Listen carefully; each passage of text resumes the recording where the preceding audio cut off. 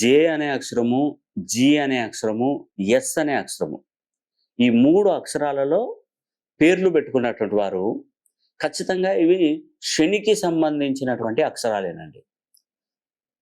ఎక్కువగా కష్టపడి ఉద్యోగాలు దొరకక, వ్యాపారాలలో నష్టాలు జరుగుతుండి, ఎక్కువగా రుణ బాధలలో ఉన్నటువంటి వారు, మానసిక ఒత్తిడి, చికాకులు పెరిగిపోతూ భార్యాభర్త మధ్య విభేదాలు వస్తుండి, అసలు జీవితం ముందుకు వెళ్ళలేక ఎప్పుడు కూడా ఒకే చోట స్తబ్దతగా ఉన్నటువంటి వారు జే, జి, ఎస్ అనే అక్షరాలతో పేర్లు మొదలయ్యేటువంటి వారు.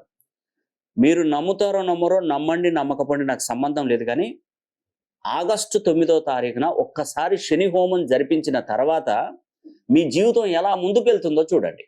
ఎందుకంటే శని అనుగ్రహం మీలో మీరు పుట్టినప్పటి నుండి చివరి వరకు ఎక్కువగా శని ప్రభావం మీ మీదనే చూపెడుతూనే ఉంటాడు.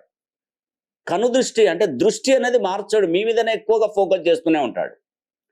కాబట్టి మీరు శని హోమం జరిపించుకుంటే మీ మీద ఫోకస్ చేయడు. ఇంకా మీకు ఒక గ్రీన్ కార్డ్ ఇచ్చినట్టే, గ్రీన్ పాస్ ఇచ్చినట్టే ఎక్కడికంటే అక్కడికి వెళ్ళొచ్చు.